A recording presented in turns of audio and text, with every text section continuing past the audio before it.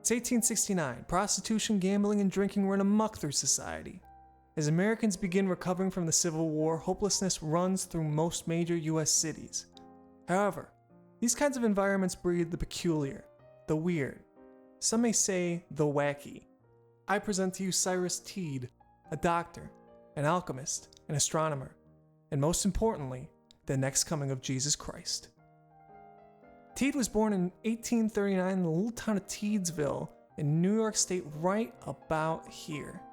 He came from a very poor family, so he ended up working most of his childhood as a hoggy, essentially leading mules up and down Lake Erie, getting paid next to nothing.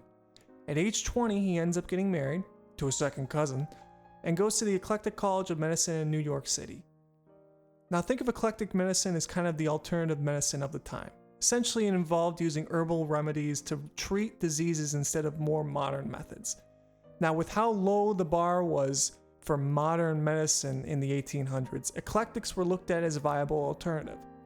Now, those who had a little bit too much fun, like Teed, would throw in more wacky alternatives into their practice. Stuff like mind visualizations. Essentially, the idea that you could just think away your illnesses, and Teed's favorite, electricity, were all used in his repertoire. Teed decides to halt his studies and joins the Union as a corporal for 3 years. Wait, scratch that.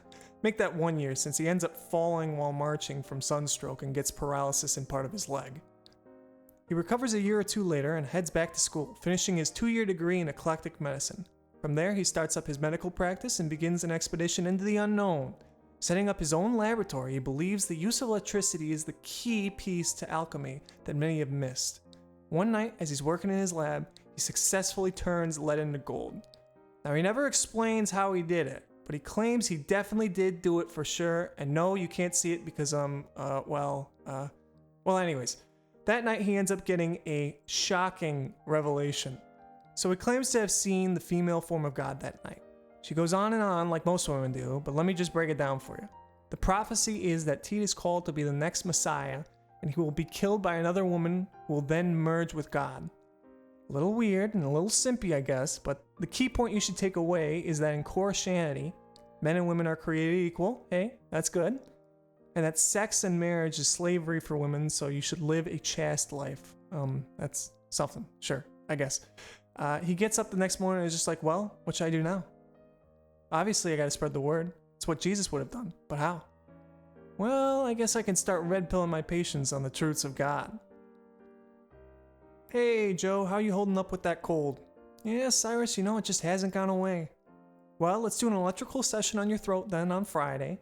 For now, here's some honey. Take this 3 times a day and let me know if it gets worse. Man, Cyrus, you're a real genius, you know that? Joe, I know you're gonna think this is crazy, but I'm actually a prophet. A prophet? Like the God kind? How do you know? Well, I saw God the other day and they told me, say no more, Cyrus, I believe you. So what do I have to do to get into heaven? Well, first, men and women are created equal. Whoa, you lost me there, Cyrus. I didn't take you for a kook. Whatever, I'll get my heroin cough syrup from down the street. As you can probably tell, Teed loses a lot of patience and ends up having to move a couple times because he gets labeled as this crazy doctor.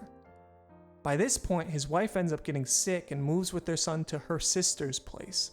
She ends up dying of tuberculosis while the kid ends up becoming a famous artist. He does pick up a couple of members here and there, but nowhere near enough to start a true commune. Then Teed gets a big break. He's invited to the Mental Science Convention in Chicago. He attends it, gives a rousing speech of how we can heal illnesses through brain power alone, and brings the house down. He is instantly elected as the president of the Mental Science Society, which he then uses as kind of a gateway drug to start a commune. By this time, he's calling himself Koresh, based on the Hebrew translation of Cyrus, and is calling the group the Koreshan Unity. He gets about 100 people, give or take, to convert to Koreshanity. Now, you've got a couple of problems here. First, due to the rare belief back then that men and women are created equal, most of the members end up being women. So you got one guy claiming to be the son of God living in a house full of women in the 1800s. Already scandalous. Second, this same guy is telling wives to leave their husbands and join his commune, which causes a couple of lawsuits from angry husbands. The press become a feeding frenzy over the Koreshans. They're captured everywhere. The New York Times, Chicago Tribune, any place that can get the scoop. Heck, the only place that isn't talking about Koreshan gossip was the Koreshan newspaper called The Flaming Sword, which is kind of just a mouthpiece for Teed to give his thoughts and beliefs. This drama ends up leading to a growing resentment for the Koreshans from Chicagoans. A couple of altercations happen outside the Koreshans' house, and Teed knows he has to go, or they're going to crucify him. Teed starts exploring an option in Florida, an old hotel he thinks he can move the commune to. The deal ends up going nowhere, but he ends up leaving a lot of his pamphlets and copies of the Flaming Sword around. This sparks the attention of a certain Gustav Domcouleur. He was a German immigrant who owned a ton of land just south of Fort Myers and was looking to sell some. Now this was not living it up at the Copacabana, Florida land. This was mosquito-infested swampland. He ends up inviting Teed down to his place, and Koresh and a couple of his ladies come down to schmooze him. Gustav, by the end of it, is thinking he's talking to the Son of God, and he gives over most of his land to the commune, and eventually gives it all up. Now Gustav's happy, the Koreshans are happy. Who isn't happy here? Gustav's only son, Elwin. He's furious because his whole inheritance just got flushed down the drain. Dad, you're a moron. You just threw everything away. Oh, crap.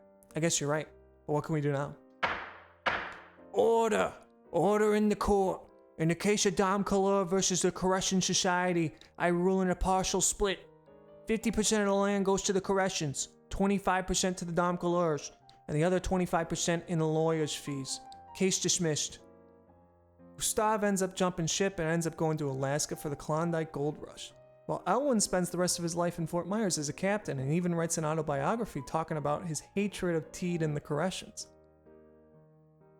Now that that's settled, it's time to get to more important matters. While the colony continued working on buildings, Teed's focus shifted to proving some of his scientific theories, the most important of which is that we live on the inside of a concave world.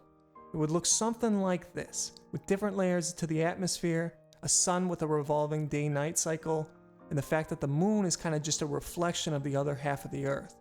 Now he enlisted the help of a Dr. Ulysses Grant Morrow. Morrow was a devout flat earther who lost in a debate so bad to Teed that he ended up giving up on flat earth theory and began following Teed. So, how do we prove it?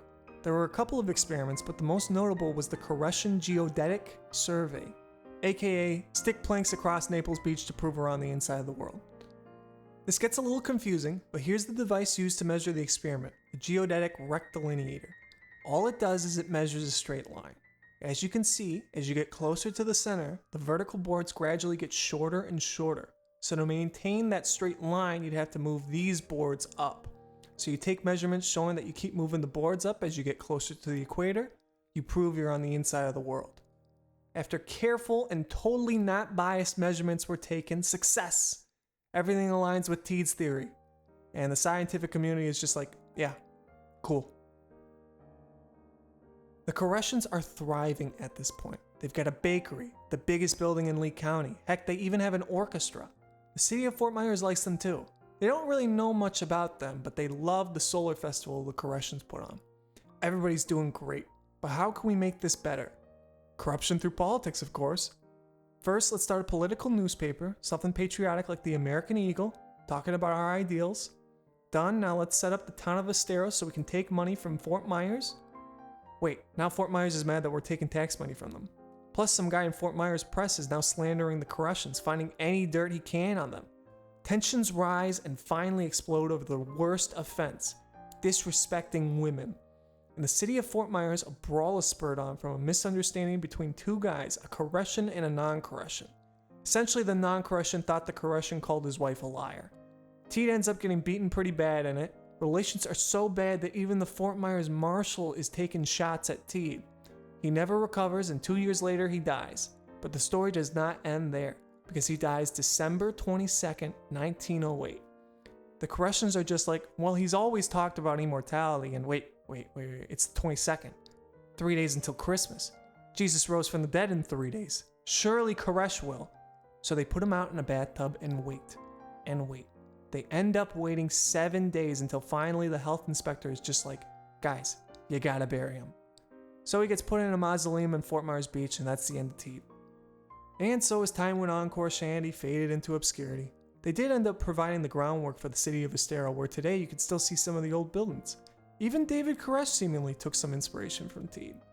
Most of the info found for this video was taken from The Allure of Immortality, which will be linked below. Well, that's it. Like and subscribe for more content and find your own Eden.